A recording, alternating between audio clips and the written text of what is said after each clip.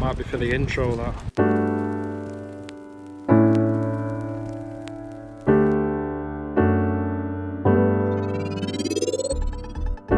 I wanted to put the industrial scene on the map. It was impossible to teach painting, and I think he was right.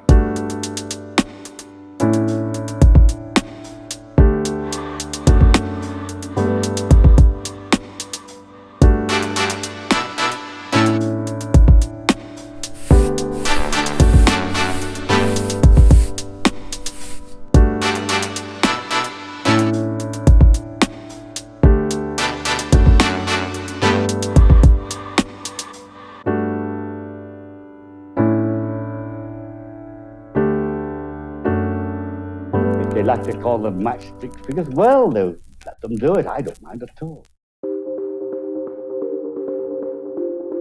Lawrence Stephen Lowry, a man that defined an era. A shy, lonely, awkward child, constantly ridiculed by critics, friends, and even his own mother. But defiant in the face of ridicule, there was a hunger within to prove everyone wrong. I've always had a soft spot for Lowry since being a small child. I remember my mum and dad used to take me and my little sister to the Sulfur Art Museum to see his artwork when we were kids. His paintings used to make me laugh, and I could relate to the colourful characters that he portrayed in his paintings.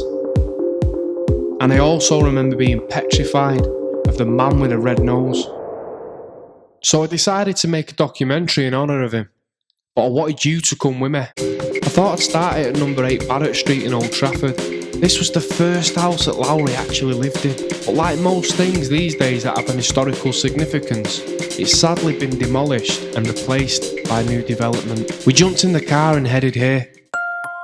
This is 117 Station Road, and Lowry lived here for 40 years with his dominant and controlling mother.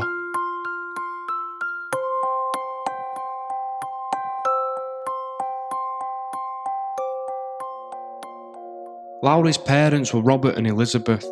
It was a difficult birth, and his mother Elizabeth, who had hoped for a girl, was uncomfortable even looking at Lowry at first. Later she expressed the envy of her sister Mary, who had 3 splendid girls, but she had 1 clumsy boy. Lowry's father Robert sadly died, and he left Elizabeth and Lawrence to inherit all of his debts. Elizabeth's health began to deteriorate, and her ambition of becoming a concert pianist began to rapidly diminish before her very eyes. She was suffering badly with neurosis and depression. This left her bedbound, and she was heavily dependent on Lowry, or Lawry as she preferred to call him. For 7 years Lowry took care of his mum, and he only painted after she fell asleep, while the streets of Salford was fast asleep, and the embers of the living room coal fire was slowly burning out. Lowry was in his beloved attic, joined only by the flame of his gaslit room and the scent of the paint he was applying onto the canvas. Layer after layer, stroke after stroke, and brush after brush. A chimney here, an industrial mill there, a smudge of black and a dot of white, until he could do no more.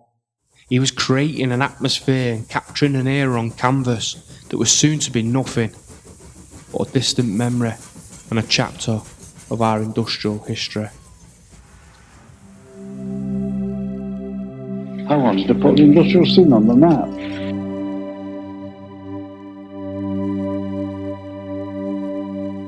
Now, Lowry actually walked these cobbles here that you can see.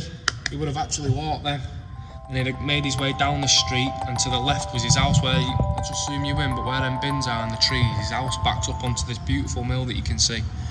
Now, it took a lot of inspiration from his surroundings, and if you think about it, he painted a lot of the industrial mills and the cobbles and the terrace streets and the quirky little characters that he painted, and this would have been inspirational to Lowry.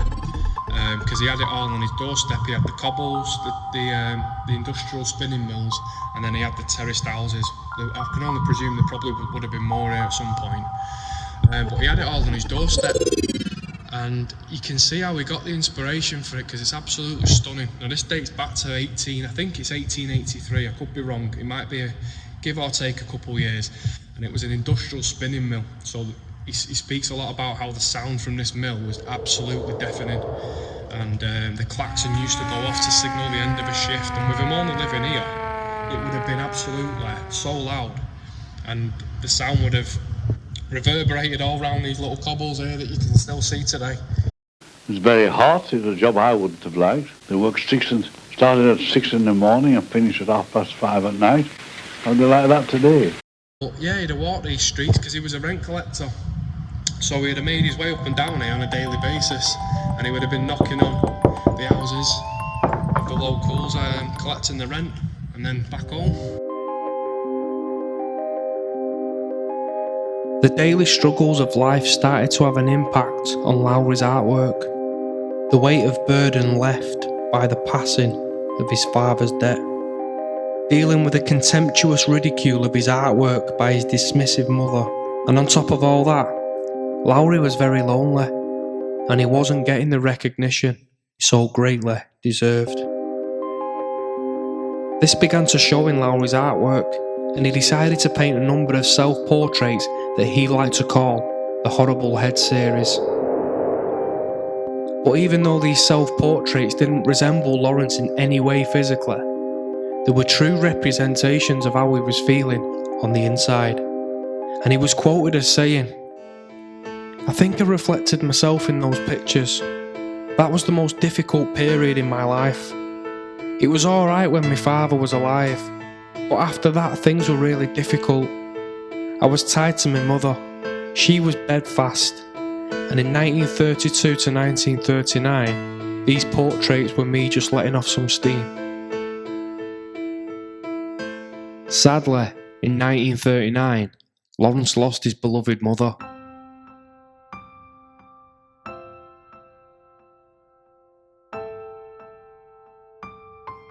This was devastating to him, and even though they didn't have the best relationship, he felt as though a huge part of him was now missing.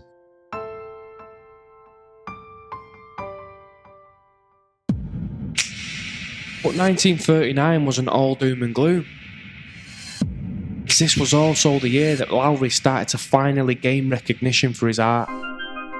All those years of painting in the attic room at night were about to pay off. His once sneered at paintings were now being classed as masterpieces and well-respected pieces of art. For decades he had painted in obscurity, but by the 1960s and 70s, Lowry was wildly popular and classed as a genuine people's artist.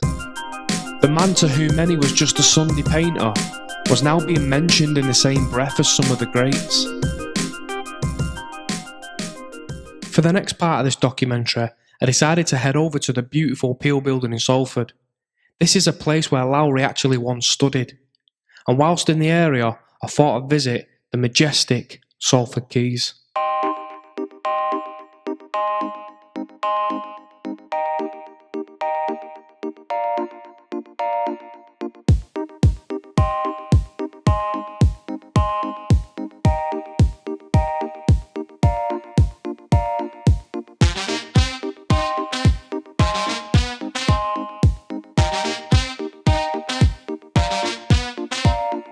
I simply paint the people as I see them. That's all there is to it.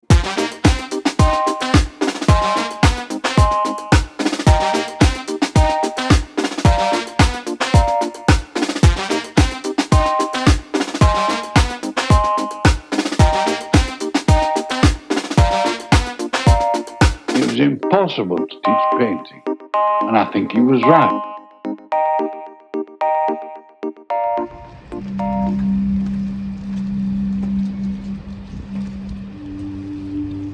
Now that is what you call a building, and that's a true testament to Salford, that is.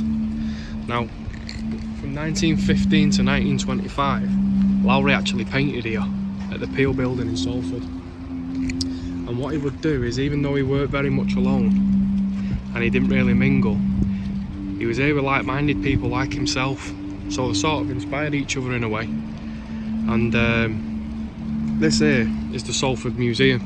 Now if you've got kids or you're out in the area and you're actually around here, I really do advise you to go in here, because there's a reconstructed street, and my mum and dad used to take me and my sister in there as kids, and it's honestly, it's absolutely brilliant. It's like setting sort of just before the war or something like that, and it's like a nighttime effect, and it's brilliant. They've captured the atmosphere in there perfectly. So let's just get back onto this for a minute. Now this here, the Peel building, Lowry was famous not just for his paintings but for his just sketches that he'd just doodled down. And it says that on the 4th floor there was a balcony. Now there's a 4th floor there with a balcony, and there's also this here, and the 4th floor balconies there. Now he painted a sketch called A View from the Window, and I'm pretty convinced that it's actually that one. He's actually stood there and he painted, he sketched it from there, and it overlooks the beveled wall there that's attached to the Sulfur Museum, and sort of that way. Now if they weren't there, you'd actually see St Philip's church, and on the actual photograph that I'll relay over the top now, you'll see what I mean. But yeah, this was famous for Lowry, this, and you can see how we got inspiration from it, to be honest. It's beautiful.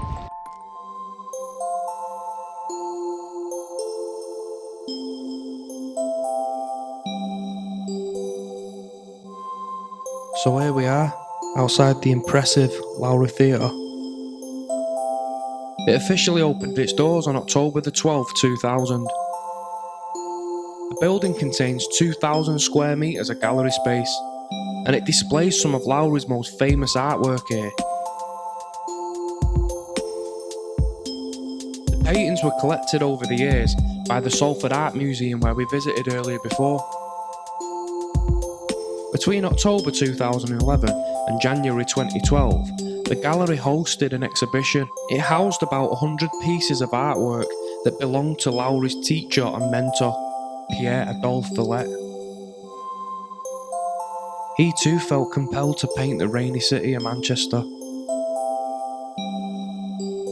capturing the atmosphere and essence in the same way that Lowry did.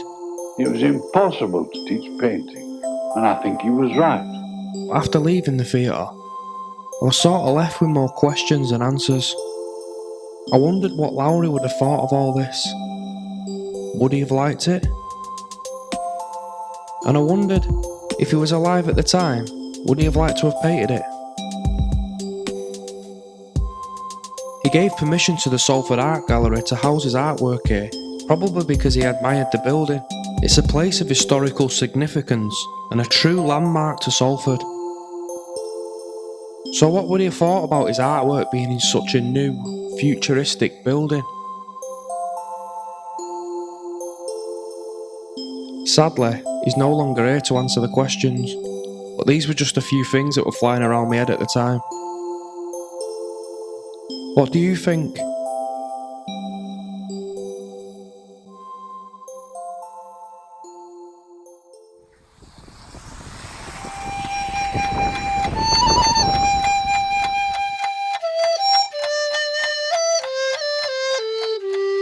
I wanted to put the industrial scene on the map.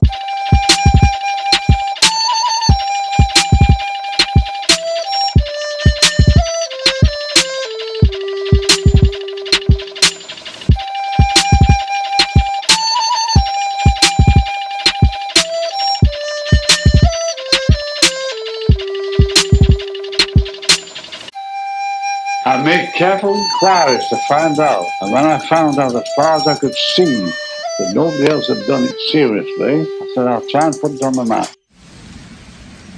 Right, so here I am getting absolutely drenched, and I've come all the way to his house in Mottram, and this is it here, and the little blue plaques on the side.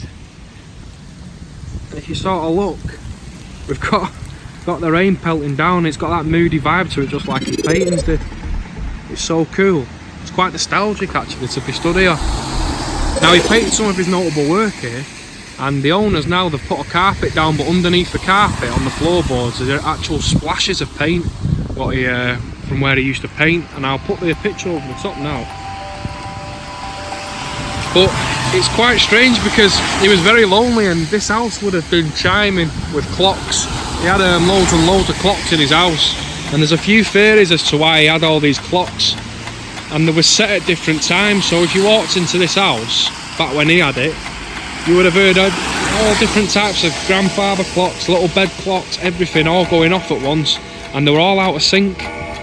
Now some people say it was because he was lonely and he wanted the house to sort of have an atmosphere when he got home, with him living on his own.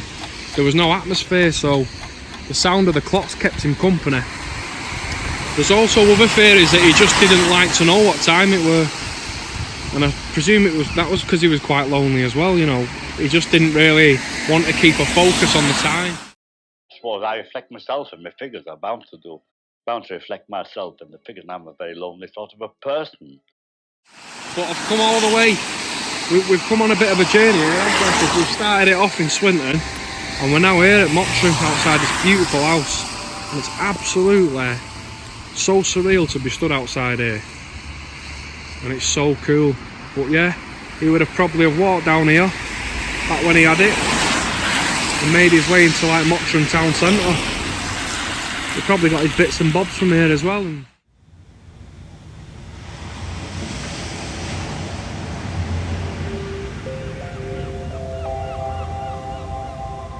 Later in life, Lowry spent many holidays at the Seaburn Hotel in Sunderland.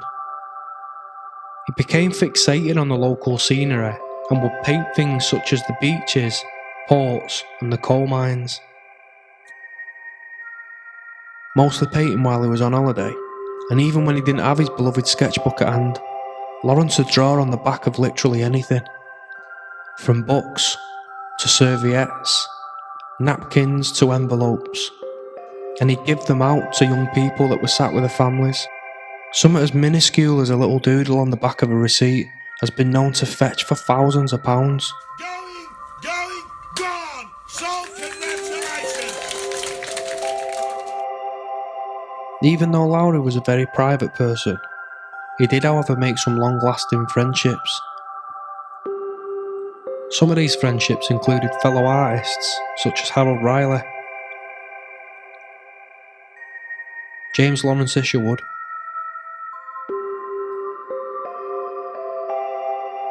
Carol Ann Lowry, and Sheila Fell, who were described as the finest landscape artist of the 20th century.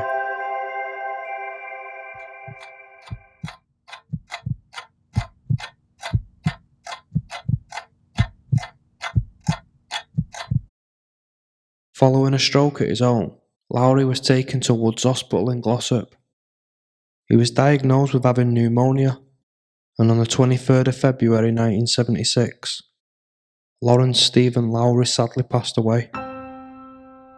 He was 88 years old. I really don't know why I paint these streets. Just paint them. I wanted to put the industrial scene on the map. And when I found out, as far as I could see, that nobody else had done it seriously, I said, I'll try and put it on the map.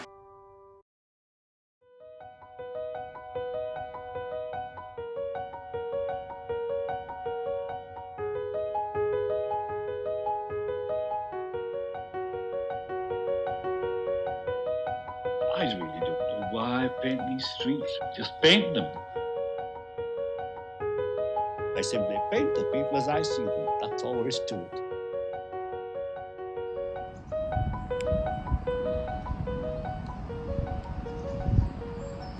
So here we are in Southern Cemetery, and I wanted to come full circle with this vlogumentary, documentary, whatever I end up calling it, but I wanted to come full circle.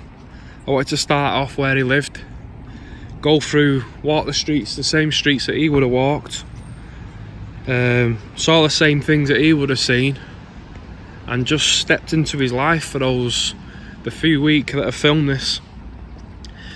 And we've ended up here, and this is where ultimately he ended up, was at the cemetery. Now, I've gone off photographs because Southern Cemetery, I don't know if you know, it's absolutely enormous.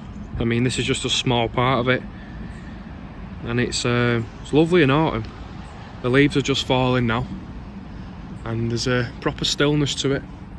Now, like I say, he ended up here, and I couldn't have done this documentary.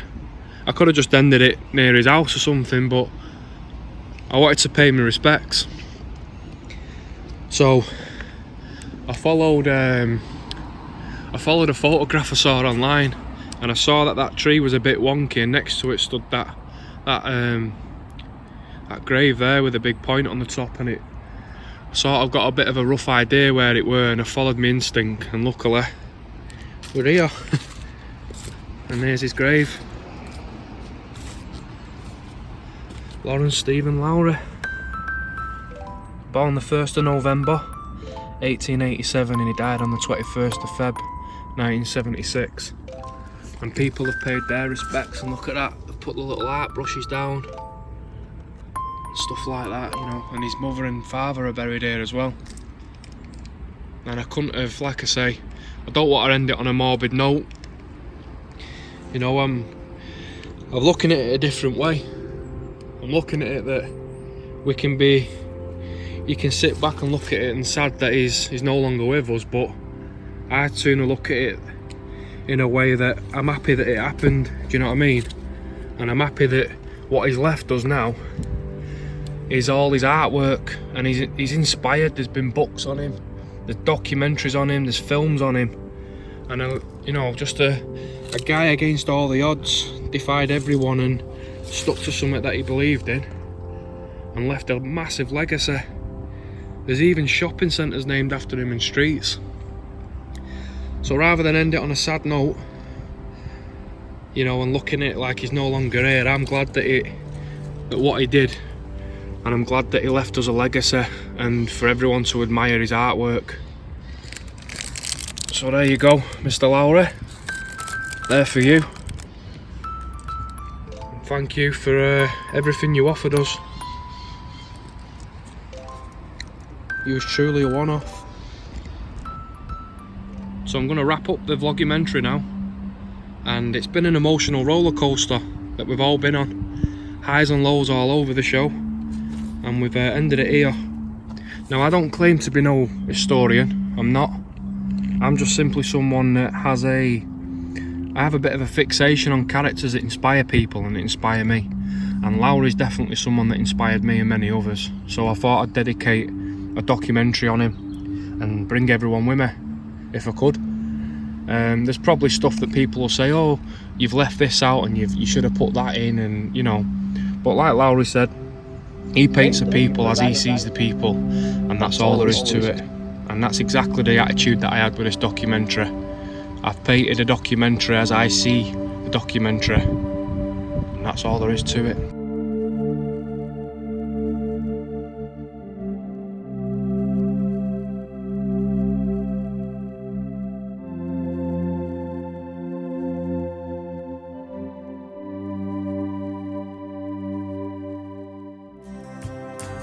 Now canvas and brushes were wearing thin when London started calling him to come on down and wear the old flat cap.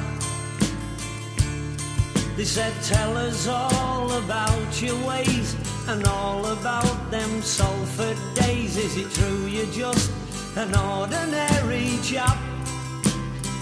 And he painted matched up men and matched up cats and dogs.